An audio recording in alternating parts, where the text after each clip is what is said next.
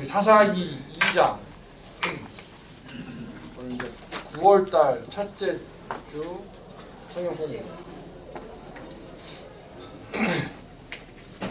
가지고 계시는 매일 성경은 30페이지고요. 물론 여러분들 기다리고 계시겠지만 이거는 제가 이제 나중에 하나씩 다 드리겠습니다. 그래도 이거 먼저 받아보지 마시고 같이 이렇게 나누면서 또 필기할 거 필기하시고 또 이렇게 나누면서 듣는 이야기나 이렇게 다 정리하셔가지고 인도하실 때 쓰면 좋겠습니다. 자, 우리 30페이지에 있는데요. 없는 분은 저기 이제 나눠드린 거 보시면 돼요.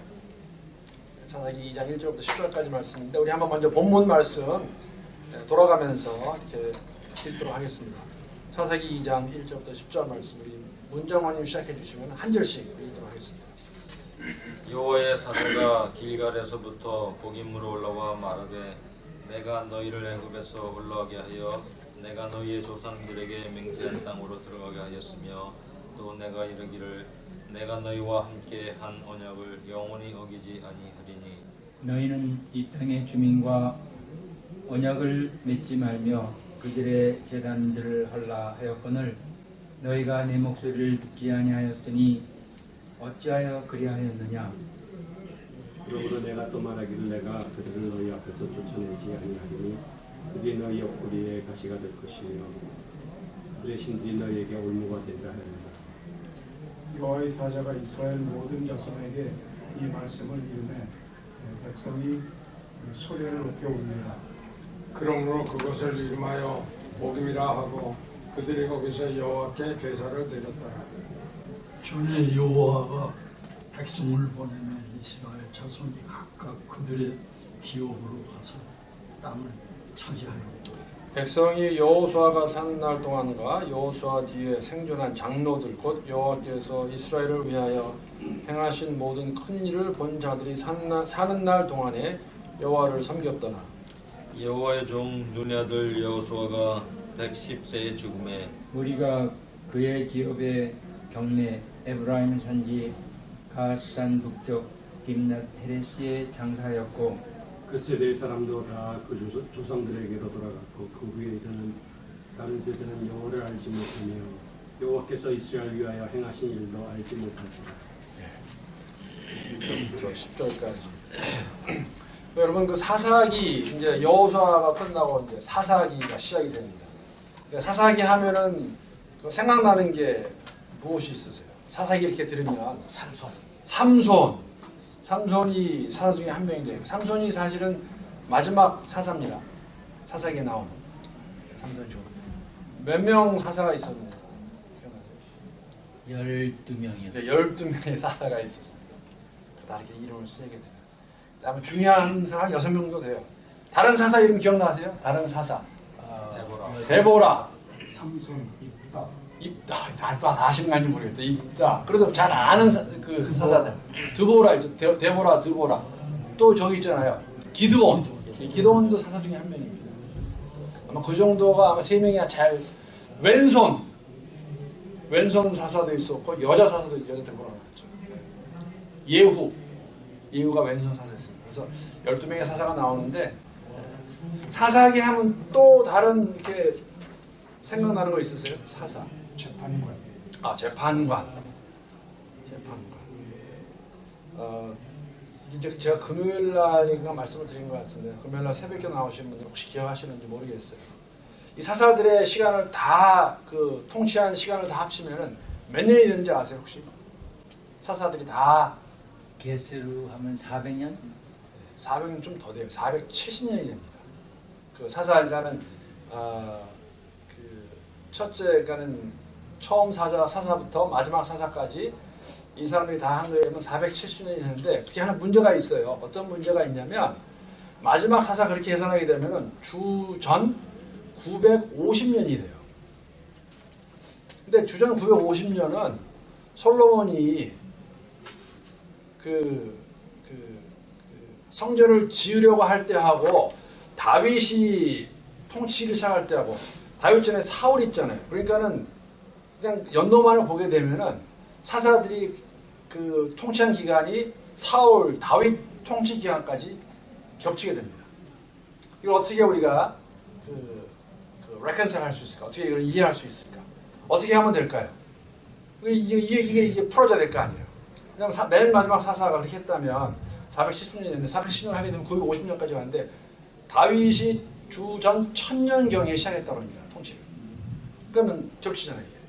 그래서 어떻게 풀 수 있냐면 혹시 아시는 분 계세요? 어떻게 성경학자들이 이걸 푸나? 이 문제를. 오늘 정의보다 여성분 오셨으니까 이런 거는 여기서 우리가 할 수 있는. 이걸 나중에 보면 알겠지. 어떻게 푸냐면은 사사는 여호수아 같지 않게 사울 같지 않게 이스라엘 전체 전 부족을 다 12지파를 다 다스리는 사람들이 아니었어요. 종종 그냥 부족입니다. 이렇게. 그러니까 겹치는 거예요. 그 말은 뭐냐면 한 사사가 끝나고 또 다른 사사가 나오는 게 아니라 겹치는 부분들이 있어요. 그거를 우리가 70년을 계산하게 되면 큰 문제가 없어집니다. 그게 맞습니다. 왜냐면은 사사기를 시작할 때 여호수아 24장을 보게 되면은 여호수아가 110세가 되어서 죽을 때에 그 지파들에게 기업을 분배해요. 그리고 가서 정복하라고 말합니다. 무슨 말이냐면 여호수아가 죽을 때 가나안 땅이 다 정복되지 않았습니다. 아직. 그러나 여호수아 1장에서 처음에 분배했던 그 땅, 그거를 이미 다 주죠. 가서 너희들이 정복해라. 그래서 이제 1장에 보게 되면은 두 지파가 나오지 않습니까? 어떤 지파가 먼저 정복 전쟁을 시작합니까? 혹시 기억나세요? 1장 보신 분? 유대 지파와 시몬 지파가 같이 가서 먼저 유대 지파에게 준 그 기업을 먼저 정복하고 그 다음에 나중에 유다가 뭐라고 하냐면은 그 시몬이 자기 분배할 때에는 도와주겠다 이렇게 조약을 맺죠. 그래서 그게 시작이 됩니다. 사기가. 그런데 2장에 오늘 이걸 봤는데 여기는 그 2장 내용에는 2장 그 하반절은 사실은 여호수아 24장 말씀이에요. 24장의 내용과 똑같습니다. 그 여호수아 2장 6절부터 10절까지의 내용은 24장에 있는 내용과 동일한 내용이에요. 어떻게 보면 다시 돌이켜보는 거죠. 왜냐하면 그 짧은 기간 동안에 어떻게 보면 이스라엘 백성들이 하나님이 원치 않는 것을 벌써 행했습니다.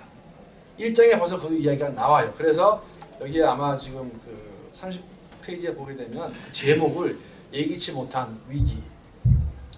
사사들이 이제 사사들을 세우실 텐데 벌써 이스라엘 백성들은 하나님이 원치 않냐 하시는 그러한 불순종한 모습들을 벌써 행했다는 것을 알려주고 있고 그 내용 가지고 오늘 여기서 좀 보겠습니다. 여기까지 혹시 질문 있으신 분 계세요?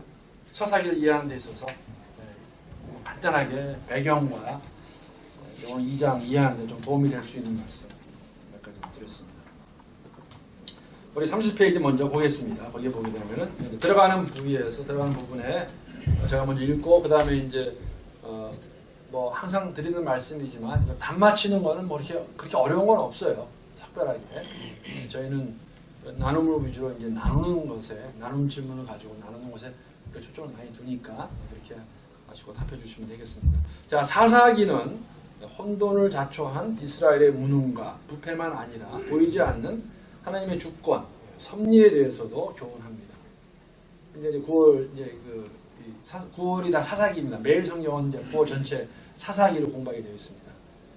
9월의 주제, 즉 사사기의 주제는 예기치 못한 위기, 오늘 2장의 내용이죠. 구원에 관한 것, 시험, 심판입니다. 사사시대의 혼돈은 전혀 예기치 못한 두 가지의 위기에서 시작합니다. 두 가지 위기는 이제 여기 나옵니다. 오늘 이 두 가지 위기가요. 두 가지 위기가 2번에 1번 답이 이제 그 두 가지 위기가 무엇인가 이렇게 설명하고 있는데 우리 한번 일단 본문 걸어가면서 질문 읽고 답하는 시간 하도록 하겠습니다. 우리 다시 문장문으로 돌아와서 1번 한번 읽어 주시죠. 여호와의 사자는 하나님의 은혜와 명령을 저버린 이스라엘의 불순종을 책망합니다. 언약의 성취를 선익게 하며 그들에게 주신 하나님의 명령은 무엇입니까?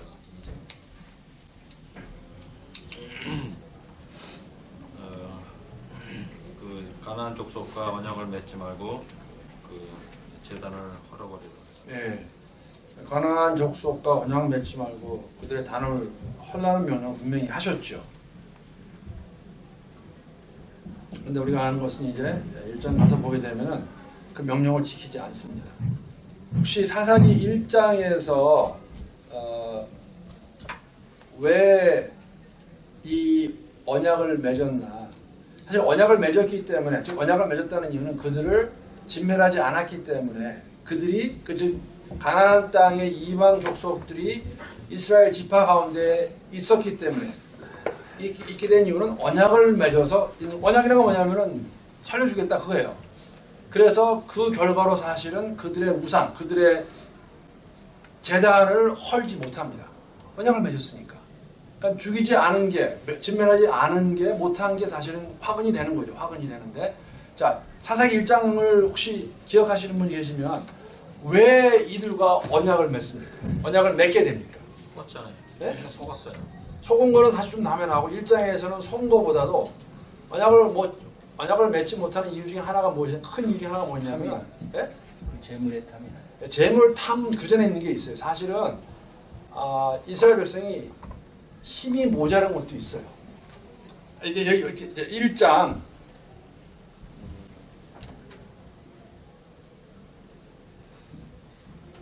1장 사사기 1장입니다. 1장 21절이라든지 또 27절 말씀이라든지 1장 27절 말씀, 네, 그런 것이 많이 나오는데 나중에 그러니까 근데 35절에 보게 되면은, 그러니까 처음에는 그들을 쫓아내지 못합니다. 왜냐하면 19절 말씀 보게 되면 1장 19절입니다. 여호와가 유다에게 함께 하셨으므로 그가 산 주민을 쫓아내었으나 골짜기의 주민들은 철병거가 있으므로 그들을 쫓아내지 못하였으며, 이들은 철을 쓰는 민족이어가지고 이들이 사실은 더 이스라엘 백성들보다 힘이 더 있었어요. 그래서 바로 쫓아내지 못하는데, 그런데 어디서 문제가 되냐면요. 자, 35절에 보세요. 35절에 되면은, 자, 결심하고 헤레스 산과 아얄론과 사알빔에 거주하였더니 요셉의 가문이 힘이 강성함에 아모리 족속이 마침내는 노역을 하였으며, 즉 힘을 길러서 쫓아낼 수 있는데도 쫓아내지 않습니다. 왜 안 쫓아내냐면은 이들에게 노역을 시킵니다. 도움이 되는 거죠. 이러한 모습은 사사기 쭉 가면서 나중에 어디까지 가게 되냐면은, 물론 진멸하라는 하나님의 말씀을 의지해서 그들이 정말로 진멸하라고 그들을 물리치려고 했으면은 물리칠 수 있었는데, 일단은 그 보이는 것, 그들의 힘이 있는 것 같아가지고 똑같아요. 12명의 정탐꾼이 가나안 땅에 처음에 들어왔을 때에 이 가나안 땅의 족속들이 견고하고 힘이 있는 족속들을 보이기 때문에 질에 겁을 먹습니다. 우리는 이거 할 수 없다. 이들에게 메뚜기 가치밖에 안 된다. 그래가지고 사실 그 불순종으로 인해서 40년을 광야 생활을 합니다. 40일 있다가 온 거에 비례해서 40년 광야 생활을 하죠. 갈렙과 여호수아만 그럼에도 불구하고 그들이 강한 거 맞는데 하나님 함께 하시겠다고 했으니까 이것은 우리가 밥이라고 했는데, 그 말을 듣기보다는 나머지 10명의 정탐꾼의 얘기를 들었습니다. 똑같은 거예요. 근데 나중에 이제 물리칠 만한 힘이 있음에도 그때는 too late이에요. 안 합니다. 왜? 그냥 그들을 데리고 그들에게 노역시키는 것이 더 이익이 돼요. 그 과정에서 이스라엘 백성들은 우상을 섬기게 되는 거죠. 그게 이제 막 더 발전돼가지고 나중에는 어디까지 오게 되냐면은 왕을 달라고 그래요. 여러분, 왕을 달라는 것은 엄청난 하나님에 대한 반역이었습니다.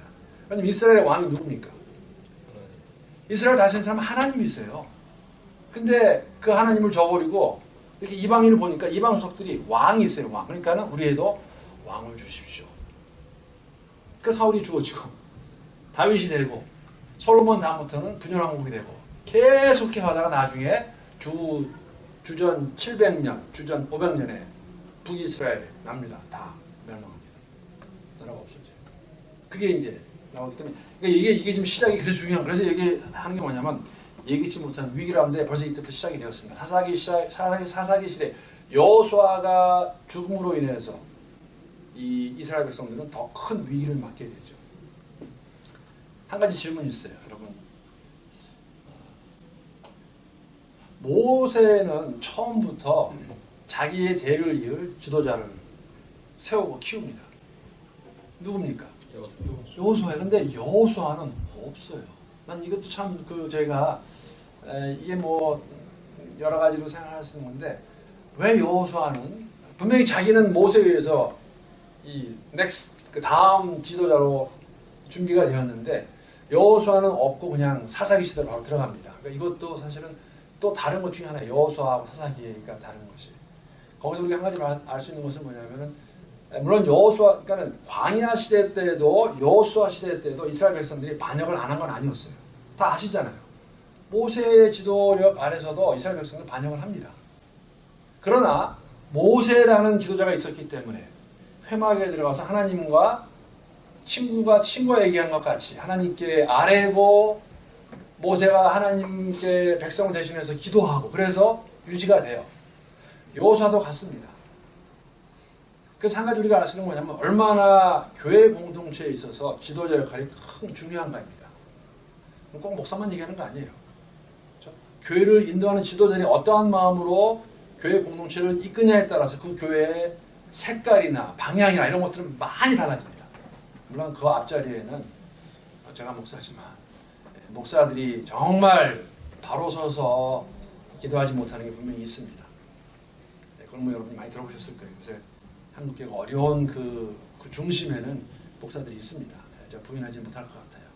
그러나 우리가 이제 모세, 여호수아, 사사기를 보면서도 다시 한번 이 지도자의 역할이 얼마나 중요한가. 그래서 사사기 때는 여호수아 같은 지도자가 없었기 때문에 물론 사사가 세워지지만 근데 사사가 세워도 잘 보세요. 사사만은 다 잘 듣는 거 아니에요. 2장 후반절에 그 말씀이 벌써 나옵니다.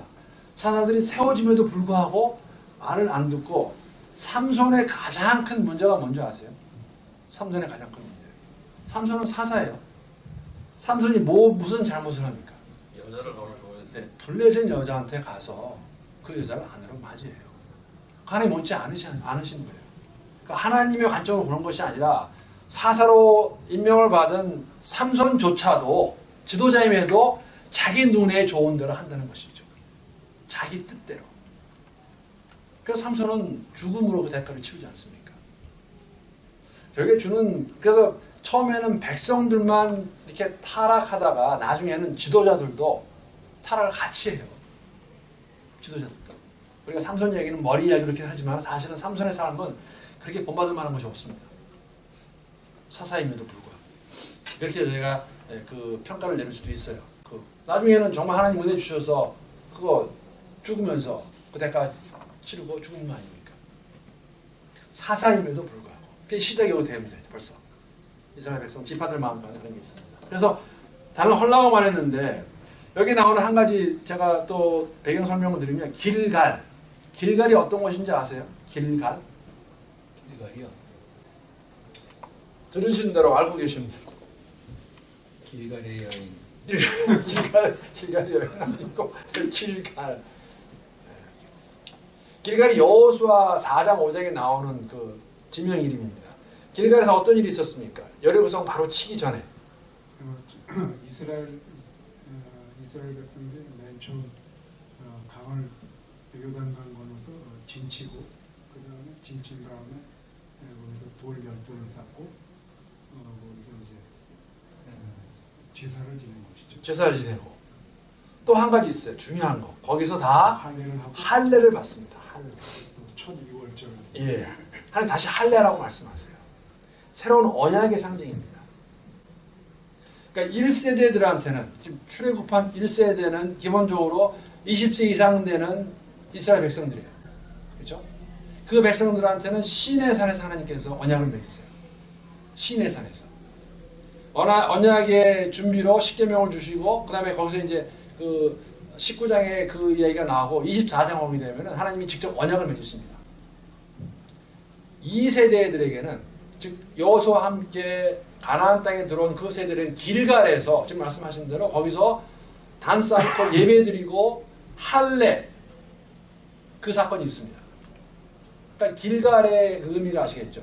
근데 이 백성들이 이제 벌써 사사기 시대 때 2장에 왔는데 하나님이 1장에 말씀하신 또 그 전에 말씀하신 것을 어겼어요. 지금 여기 말씀하시는 거예요. 벌써 1장에 보면 어긴 게 나옵니다. 그래서 그것이 이제 뭐 시초가 된다고 말할 수 있고요. 자, 그런 상황에서 이제 2번이 참 흥미롭습니다. 이걸 어떻게 지금 그 질문을 하고 있냐면 우리 김조은 집사님 2번 질문. 하나님께서 가나안 민족을 다 쫓아내지 않고 남겨두신 이유는 무엇입니까? 예. 3절에 그들이 너희 앞에 그들이 너희 옆구리에 가시가 될 것이며 그들의 신들이 너희에게 올무가 되리라. 네. 풀어서 한번 말씀해 주세요. 예를 풀어서? 들어서 풀어야죠, 그렇죠. 좀 풀어서. 이런 건 안 하거든요.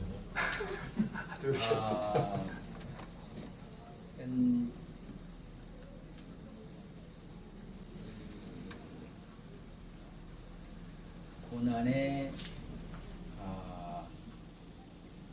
하나님을 기억할 수 있는 네. 그런 목적으로 그런 민족을 남겨뒀다. 하나님을 기억할 수 있는 목적으로 남겨두었다.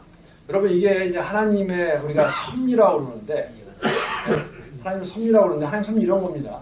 지금 자 이스라엘 그 가나안 땅에 이방인들이 남아 있는 이유가 무엇입니까? 왜 그 가운데 있습니까?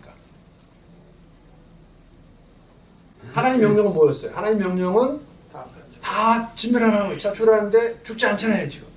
그러면 죽지 않은 이유가 뭐예요? 이스라엘 백성들이 순종하지 않았으니까. 물론 이제 일장에서는 그 표현을 그들이 철을 갖고 있기도 하고 더 강한 것 같아서 제가 했지만 제가 말씀드렸잖아요. 12명의 정탐꾼이 가나안 땅에 들어왔을 때에 여호수아와 갈렙도 다른 10명 정탐꾼의 보고를 부인한 게 아니었어요. 그 민족이 강한 게 맞아요. 힘이 센 게 맞습니다. 그들의 성읍이 견고한 게 맞지만 그럼에도 불구하고 그들이 이스라엘 백성의 밥이 되는 이유는 왜 그렇습니까? 하나님 함께 하시기 때문에. 그게 지금 관점 아니에요. 그런데 하나님 함께 하시겠다면 하면 되는데 안 해요. 먼저 지레 겁을 먹고 치지 않습니다. 나중에 힘이 세져도 그때는 늦었어요. 왜? 같이 있어서 언약을 맺고 살아보니까 노역을 시키니까 이들이 우리를 섬기니까 좋잖아요. 그래서 힘인데도 안 해요. 그때는. Too late. 벌써 그때는 우상이 들어와서 그들은 변질되고 있었습니다. 그러니까 남아있는 이유는 이스라엘 백성들이 불순종했기 때문에. 그런데 하나님께서는 그것을 그들의 옆구리의 가시로 사용하십니다. 이들이 이제 종종 와서 이스라엘 백성을 어렵게 할 거예요. 어렵게 하게 되면 뭐냐면은 그걸 통해서 하나님이 어떻게 하시냐면은 이들이 나를 끝까지 신뢰하나 안 하나를 알아보십니다. 사람은 똑같아요. 어렵고 힘들면은 이스라엘 백성들이 뭐 할까요? 뭐 할까요? 어렵고 힘들어지면 하나님께 부르짖습니다. 하나님 도와주십시오. 또 하나님이 또 도와주세요. 왜? 회개하면 부르짖으면. 근데 조금 지나면 또 그래요. 그래서 여기 보게 되면 이제 옆구리에 가시가 될 것이고 너희 그들의 신들이 이방인의 신들이 바알이 그렇죠? 너희들의 올무가 될 것이다. 너희를 넘어뜨리게 하는 것이다. 이렇게 말하는 것이죠. 네, 역사적으로 보면 그래서 사람들이 바알 신당을 위해서 그런 거 보면 여자들이 훨씬 더 이뻤던 것 같아요. 그래서 다 진멸 못 지킨 거 아닌가. 네, 하지 말라는 그 자폰도 하셨습니다. 같이 이렇게 혼인하는 거. 근데 여기에 2장 2절 끝에 보면은 하나님께서 이렇게 말씀하세요. 이게 저는 창세기 6장에서 하나님께서 가지셨던 마음과 동일하죠. 2장 끝에 뭐라 그럽니까? 너희가 내 목소리를 듣지 아니하였으니 뭐라 그러십니까? 어찌하여 그리하느냐. 하나님의 탄식이세요. 너희들이 아직도 나를 그렇게 신뢰하지 못하느냐. 너희 출애굽한 홍해를 건너게 한 광야 생활 40년 여호수아를 통해서 종목해였는데 어찌하여 그리하느냐. 왜 아직도 나를 믿지 못하느냐. 하나님의 탄식입니다. 어찌하여 그리하였느냐. 왜 언약을 맺었느냐. 왜 내 말 안 듣느냐. 너희가 순종만 하면 내가 다 책임질 텐데. 하나님의 탄식입니다. 남겨두신 이유는 물론 불순종으로 남김을 받았지만 그들은 그것으로 인해서 하나님이 그들을 사용하실 것입니다. 이 언약 맺은 이 민족들. 그래서 옆구리에 가시가 되게 하고 올무가 되게 해서 하나님을 찾도록 할 것입니다. 자, 우리 3번. 1번에 3번 우리. 아까 지금 창명을 들은 이스라엘 백성이 죄를 지며 통곡한 것은 어디입니까? 복임. 복임이라는 겁니다. 복임. 복임의 뜻이 뭔지 아세요? 거기 나와 있어요. 그 5절 자체에. 네, 사실 4절에 나와 있네요. 이 백성이 소리를 높여 운지라. 복임의 뜻이 운다, 우는 자라는 의미예요. 복임 지명 자체가. 그렇죠? 그러니까는 제가 여러분 길갈 말씀드렸죠. 길갈이 어떠한 곳인가. 언약을 맺은 곳에서 그걸 기억하면서 복임은 언약을 마음대로 임의로 이스라엘 백성이 그것을 파괴하고 그것을 듣지 아니하고 회개하는 장소. 그렇죠? 상징적인 거. 그게 복임이라는 것입니다. 복임에서 그들이 통곡합니다. 복임. 여전히.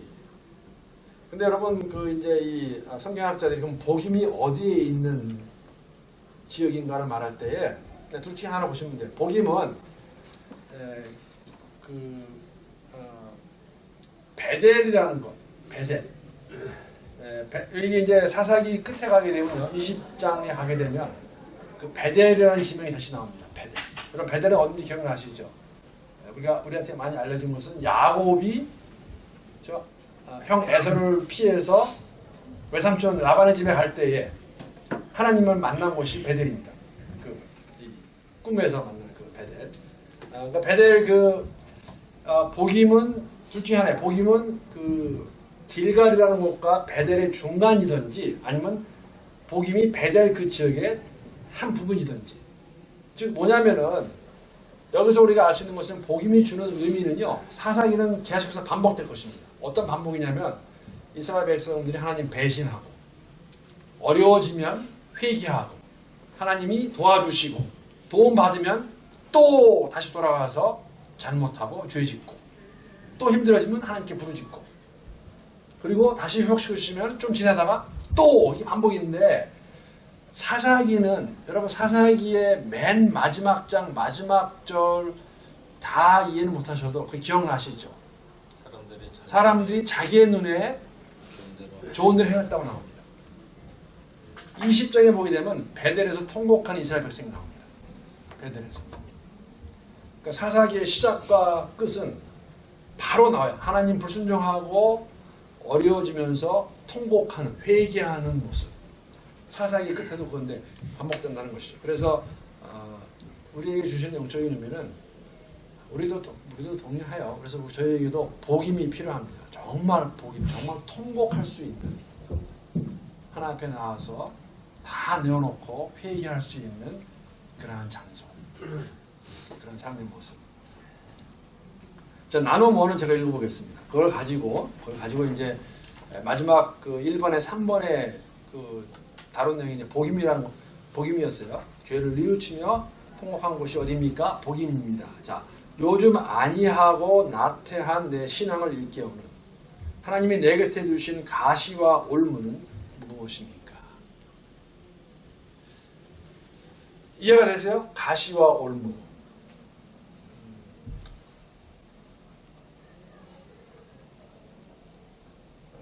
나에게 어려움을 주는, 영적으로 나를 자극하는, 깨어있게 하는 그런 가시와 올무가 있다면 무엇일까요? 고통과 괴로움. 고통과 괴로움, 육체적인 거 아니면 심적인 거, 그런 것들 좀 더 우리가 구체적으로 나눌 수 있다면 열심히 하려고 하지 아니하는, 좀 나태해질 것 같으면 나를 자극시켜 주는 것. 아마 우리 홍장관님 몸이 만약에 많이 불편하시게 될 때 하나님이 이렇게 더 의지하게 하는. 그렇죠? 뭐 개인적으로 이거 이제 나누실 텐데 우리 저 고약 식구들하고 이제 제가 항상 부탁을 드리면 너무 추상적이지 않게 좀 물론 그렇다고 뭐 꼭 뭐 없는 걸 만들라는 것도 아닙니다. 아니면 옆에서 들어서 보아서 있는 것들도 있을 수 있어요. 간증을 거를 아니면 본인의 삶 가운데서 경험하신 것들 이러한 것이 나를 일깨워 준다. 내가 나태해지지 않게 한다. 구역장이니까 누구한테 주로 시켜요. 뭉어리를 내는 자 간단하실 아니 근데 집사님 저는 구역장이 아닌데요. 고민을 인도자. 구역장 시키세요, 집사님? 구역장? 구역장한테 구역장 인도자인데. 고민할 필요가 전혀 없네요. 예. 와이프 당신이 한 번씩 그래요. 시킨다는 얘기까지 가시고.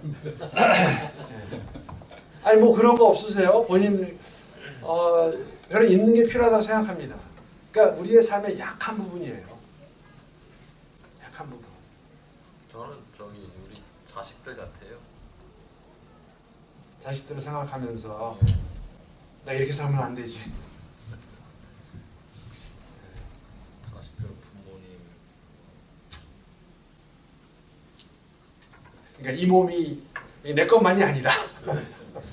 아내도 있고 부모님도 어머님도 계시고 저희들이 나를 쳐다보고 있는데 내가 바로 서야 되지 않느냐. 내가 잘해야 된다.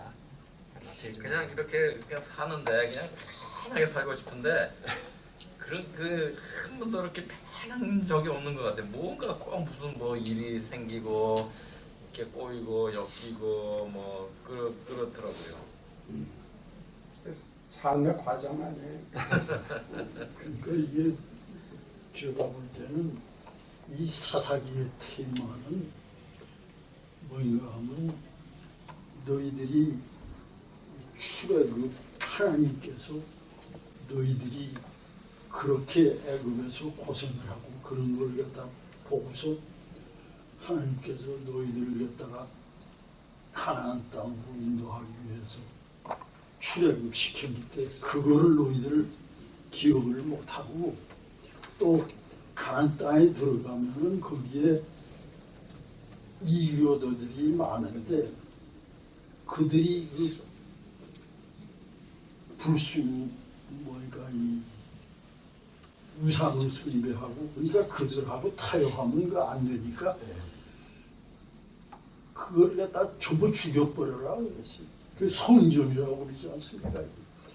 죽이라고 했는데 이네들이 들어가가지고서는 여호수아가 들어가가지고서는 사는 동안에는 잘 지내다가 여호수아도 지나고 죽고 또 거기에 있던 속했던 장로들도 다 나이 많아서 없어지니까 그 사람들이 하던 모든 걸 갖다 해가지고 잊어버리고 편안해지니까 결국 그 이교도를 죽이는 것보다 그들하고 타협하고 그들하고 결혼하고 그랬기 때문에 결국은 이러한 문제가 생기니까 이 경험상으로 보면은 우리 인생, 내 인생에 있어서도 모든 것이 편안할 때는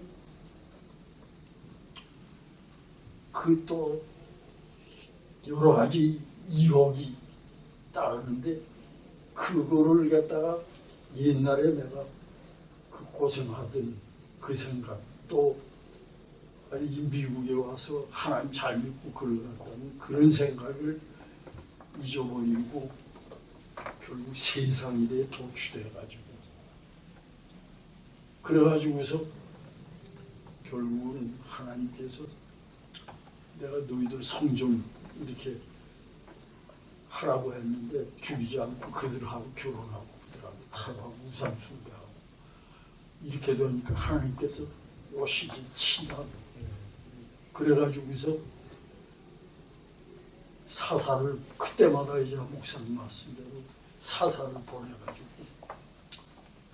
또 그걸 구원해 주면은 그때는 또 복종하다가 또 뭐 하는데 저희들도 역시 어떻게 결심해서 잘 살겠다, 뭐 똑바로 나가겠다 하다가 자꾸 그 성령과 그 악령과의 싸움에서 언제나 악령에 져가지고 그렇게 타락하는 그런 걸 주의해야 되겠다. 지금 장로님이 이제 그 2장 우리 지금 방금 읽은 본문의 이제 마지막 부분 좀 타치하셨어요. 여호사가 있을 때와 없을 때. 사실 이게 이제 2번으로 연결이 돼요. 문장로님 말씀하신 거에 대해서 이제 우리 형장님 뭐라고 하셨냐면 인생의 그 과정이 아니냐.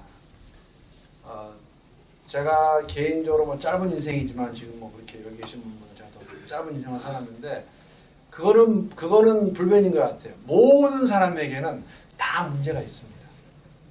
나름대로의 크고 작고 그게 육신적인 거였던 심적인 거였던 뭐 자녀의 문제가 되었던 내 건강의 문제였던 다 있더라고요. 정말 없는 사람은 아무도 없는 것 같아요. 누가 모르겠어요. 옛날을 돌이켜보면서 오늘을 중점으로 해서 오늘을 기준으로 해서 내가 옛날에는 정말 아무것도 없이 편안하게 살았다라고 말할 수 있을 때가 있을까? 그리고 앞으로 그럴 것이다라고 말할 수 있을까?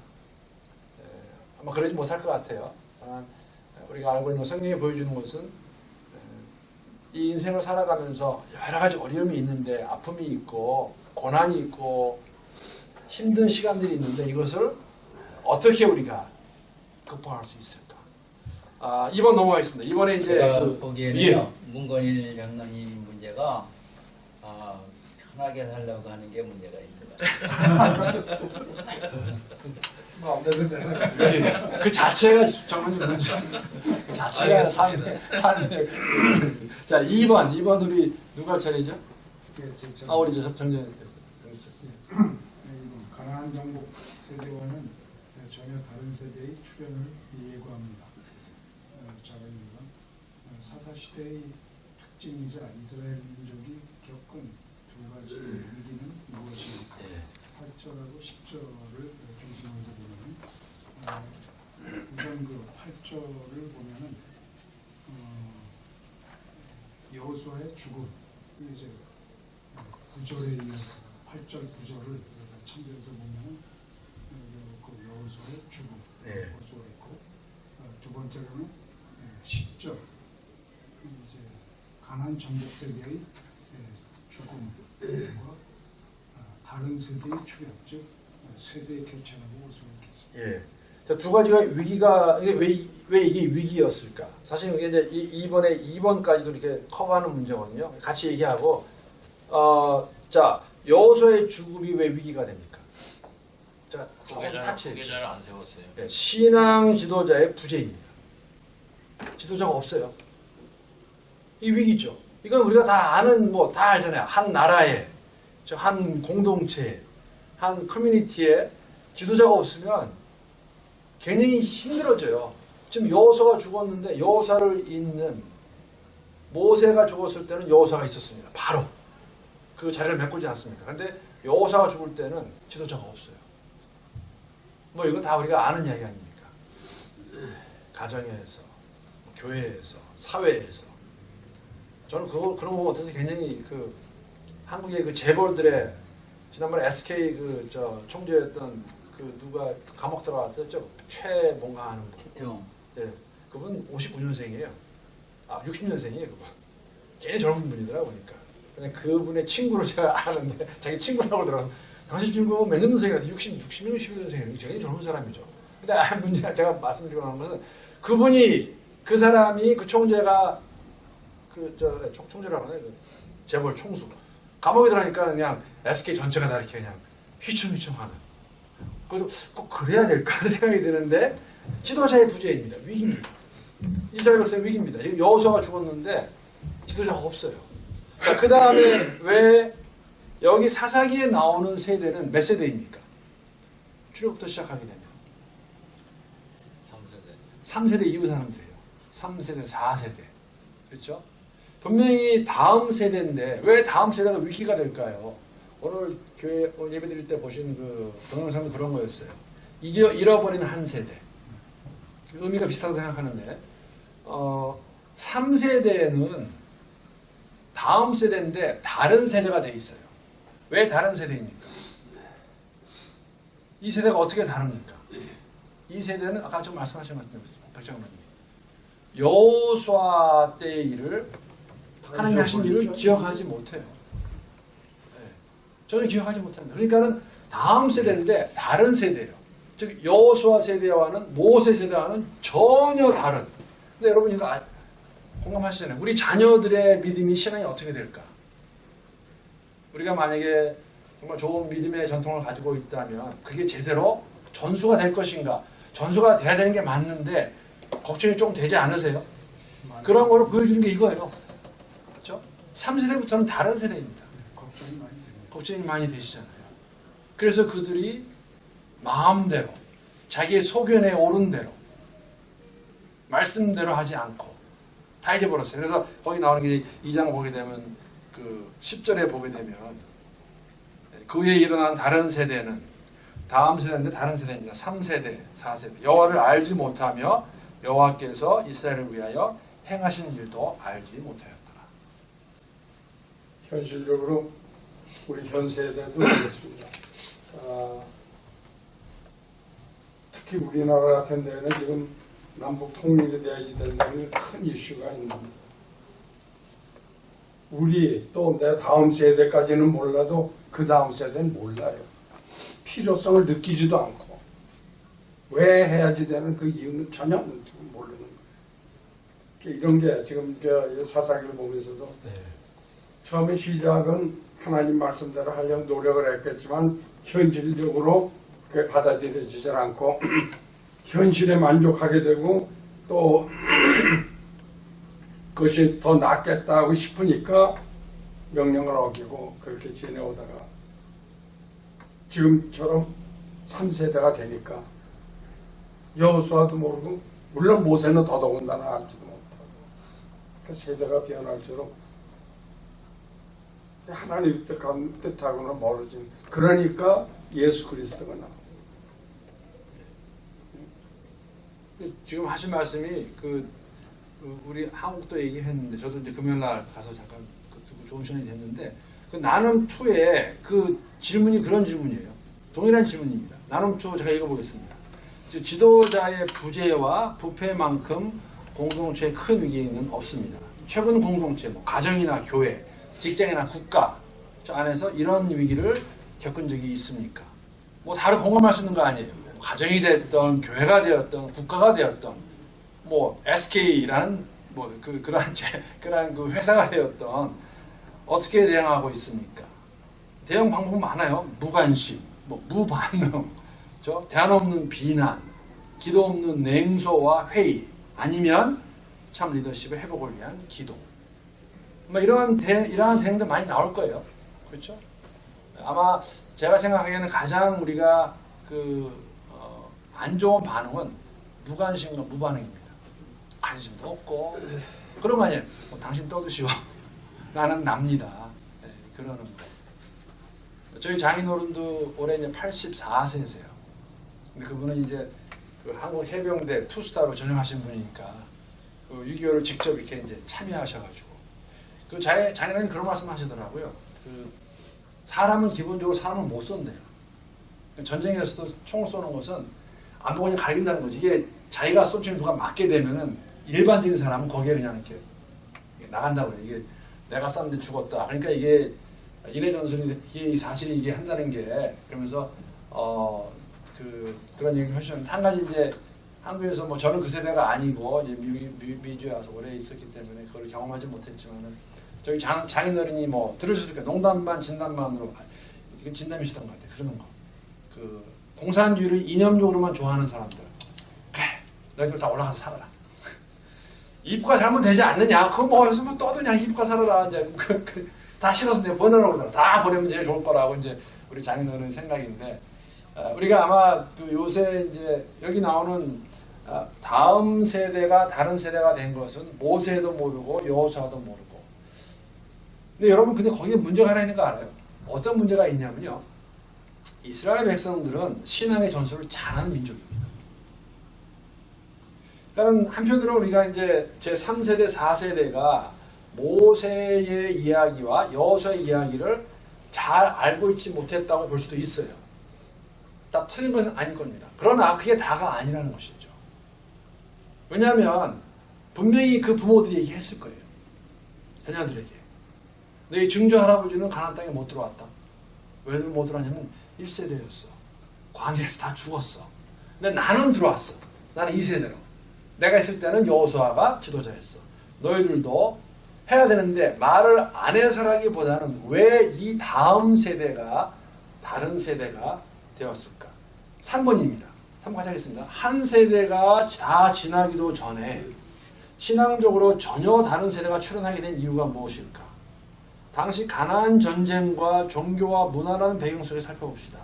자, 우리 나가서 우리의 자녀들이 이 시대에 하나님 나라를 섬길 수 있도록 어떤 신앙의 유산을 물려주어야 할까요?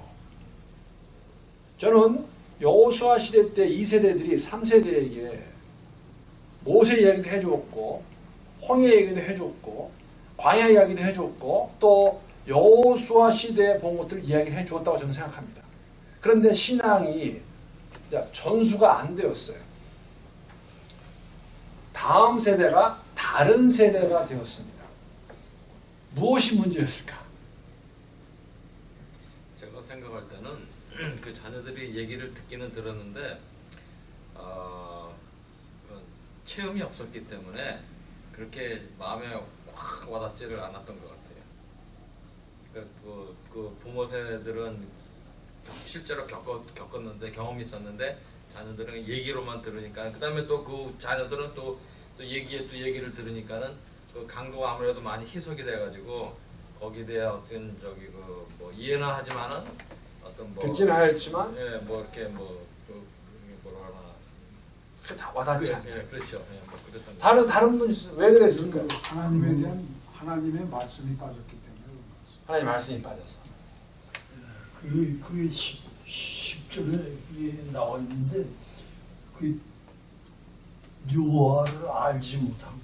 그러니까 여호와를 알지 못했다는 걸 일본 성경들도 뭐 나오고 있나는 하나님 예외를 하나님하고 떨어져서 그러니까 요즘 세대 사람들이 전도사들이 너희 아버지 할아버지는 예수 열심히 믿었는데 요즘 젊은 애들은 안 믿고 예수 안 믿고 그 다음에는 여기 여호와께서 이스라엘을 위하여 행하신 그러니까 하나님께서 이스라엘 백성들이 고생하고 그럴 때 출애굽시켰고 또 너희들한테 족거꾸리 흐르는 가나안 땅에 들어가서 잘 살라고 그 잘 살기 위해서는 그 이방인들을 갖다가 전부 다 죽여버리라고 그래야지 안 된다고 그러는데 그대로 하지 않고 그것이 원인이다. 지금 하신 그게 여기 말씀하고 딱 10절에 좀 비슷한 내용인데 제가 그 문화적인 이유가 또 하나 있다고 생각을 하는데 뭐냐면 정복 시대가 끝나고 이제 가나안 정착을 해가지고는 거긴 그야말로 농경 문화의 시대, 농사를 지어서 먹고 살아야 되는 그러한 시대가 됐기 때문에 거기서는 실제로 그 농사를 지으려면은 이 이스라엘 민족은 그 농사를 지은 경험이 없고 가나안 민족들은 농사를 지은 지 오래된 사람들이기 때문에 그 농사를 지어서 먹고 살려면 그 사람들의 도움이 필요하고 그 말하자면 고수들의 그 사람들의 도움을 받지 않으면은 그 농사 지어서 먹고 살기는 쉽지 않기 때문에 그 도움을 받으려면 어차피 그 사람들의 문화를 받아들이고 그렇게 했기 때문에 그 점차적으로 그 사람들의 그 농경 문화를 받아들이면서 그 이외에 다른 것들도 이렇게 받아들이게 되지 않았을까? 그 사실 지금 집사님이 포인트아웃 하신 거는 2장 13절에 가게 되면은 거기 이제 두 신의 이름이 나옵니다.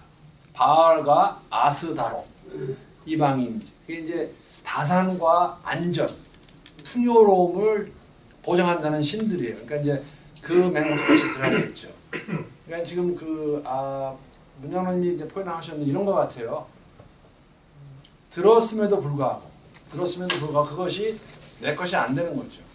그러니까 사사기 시대에서 3세대들도 여호수아가 그랬듯이 내가 비록 약하지만 하나님 말씀 의지해서 나가서 싸웠어야 됐어요. 싸우지도 않고 그냥 내줘버립니다. 예, 거기다 플러스 이스라엘 백성들에게는 토라도 있었고 구약도 있었고 그 당시의 사람들은 그거 모르는 거 아니에요. 여호수아나 모세를 모른다는 얘기는 못 들었다는 얘기가 아니고 받아들일 수 있는 그런 마음이 없었다는 얘기예요. 그러니까 지금 말씀하신 대로 바알신이라든지 또 무슨 아수라상이라든지 뭐 이런 거에 대한 매력이 더 있기 때문에 거기에 매력을 더 느꼈기 때문에 실질적으로 옛날 사람들에 대한 것을 적응할 겨를이 없었는 것 같아요. 그러니까 체험적으로 돼야 되는데 이게 안 되는 거죠. 요새 한 가지 지금 세대, 그러니까 지금 20대, 30대들이 교회에 요구하는 게 무엇일까? 교회에 바라는 것. 이게 이제 지난 한 30년 정도 저희가 이제 그 조사해온 거와 근래 나오는 게 조금 다릅니다. 다르다는 건 뭐냐면은 요새 20대, 30대들이 원하는 것은 교회에서 좋은 프로그램이나 뭘 잘하는 것 그거보다도 말씀을 그래요. 말씀이 빠진다는 거죠. 상당히 심각한 문제입니다. 그렇죠? 그래서 20대, 30대가 교회를 떠나는 이유는 옛날에는 제가 그렇게만 생각했어요. 너무 교회가 좀 뭐라 그럴까 우리랑 안 맞는다라고 생각했는데 그거는 바로 지금 제가 20대일 때 말하던 거고 요새 그러니까 제가 이제 50이 넘었으니까 저랑 한 30년 차이가 나죠. 20대들은 또 다른 걸 원하고 있어요. 그 교회를 떠나는 이유가 이게 다 저희들에게 주는 그 요새의 세대를 이해하는 중요한 저게 되겠죠. 이렇게 가지고 이제 이번 달은 우리 구역 인도하실 때에 사사기 2장 말씀 가지고 제3세대, 제4세대인데 좋은 시간 될 수 있겠습니다. 여기